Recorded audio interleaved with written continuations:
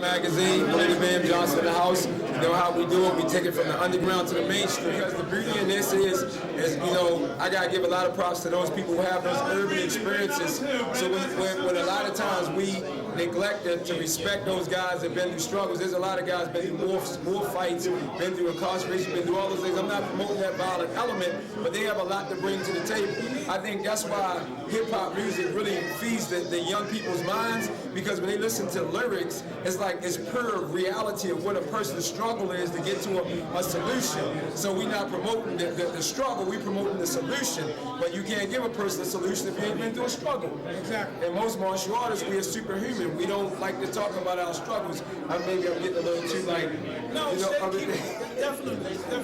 But we don't want to talk about our struggles. That's right, that's right. But some of us have been in that struggle, and we have to acknowledge that struggle. You know, because my friends in the street, they do pull-ups every day, slap box every day, play the chess game, punching each other in the chest. That's not formal, structured martial arts, but it is a fighting form. And it does make you sort of like used to the pain game too. So when you do your spinning crescent kick and hit him in the head, the mentality of the street is to fight harder. Nobody says this. There are no timeouts.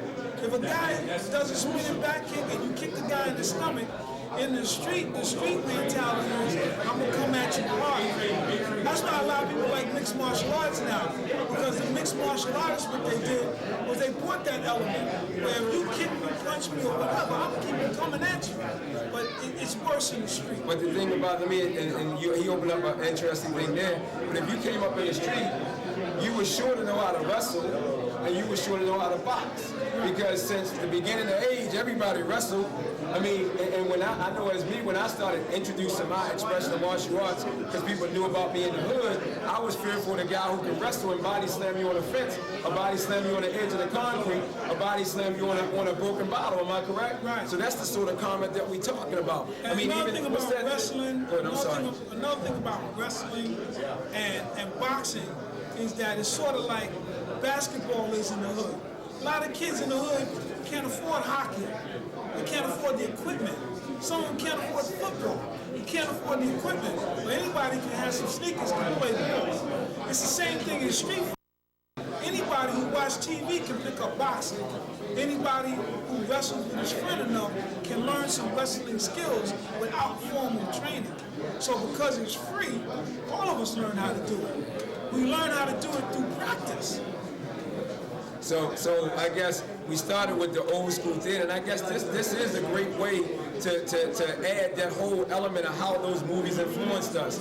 I mean, all what we talk about, that's sitting in the movies one day, from the time the movie opened until the time the movie closed, watching reruns of Shaw Brothers, Golden Harvest movies, Black Exploitation, Fred Williamson, Jim Kelly, all those people that we act like that are non-existent. But if it wasn't for a lot of those people, I mean, man, we would not be where we are right now today. And that's the whole purpose of Fooyah, is to give credit back to the pioneers that made it possible for a kid like me in the hood, sitting there with no dreams and nowhere to go, and saying, man, I'm gonna be just like this guy in that magazine or in that movie.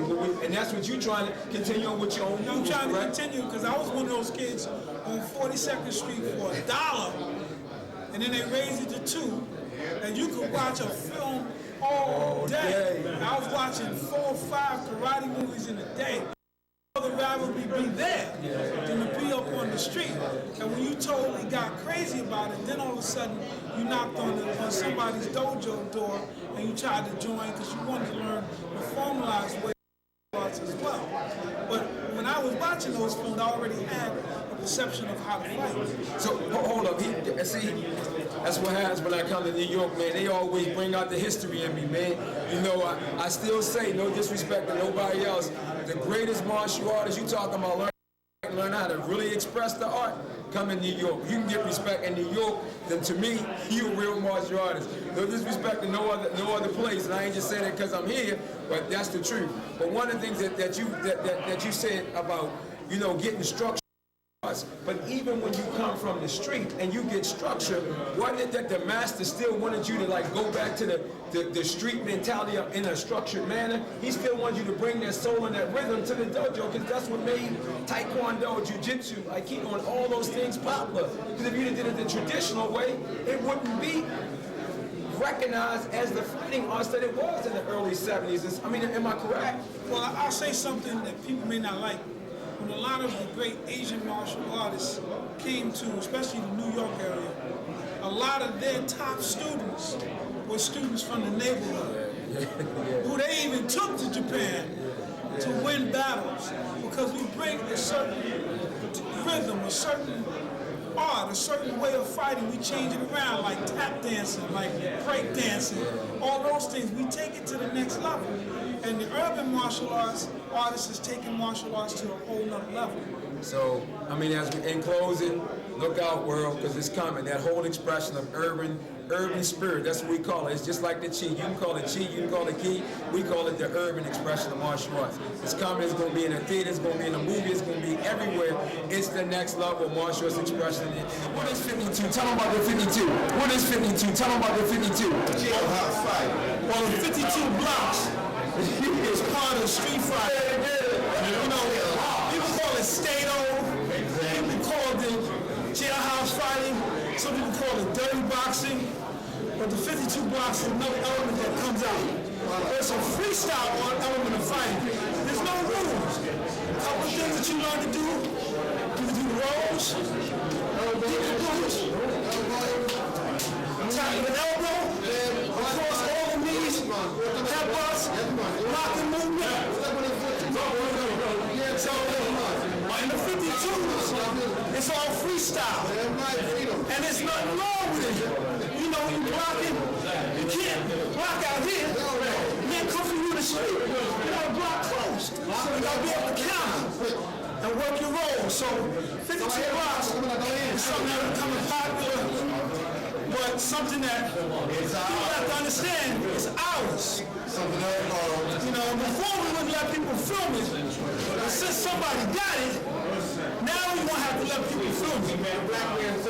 All of us, I'm bringing it back to you, to the underground world. Remember, the things that change the world come from the underground, and they bring it mainstream, and then they make millions of dollars off of it. We telling you one thing: anything that represents the urban, we gonna stop lying and acting like we afraid to represent.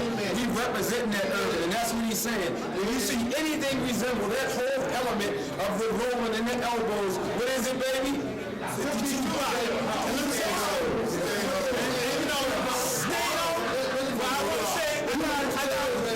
I got respect for all the young bloods and Crips and the Bloods, but big shout out Savage Stones, big shout out to the Black Spades, big shout out Tomahawks, Young Lords. That's where all this stuff comes from.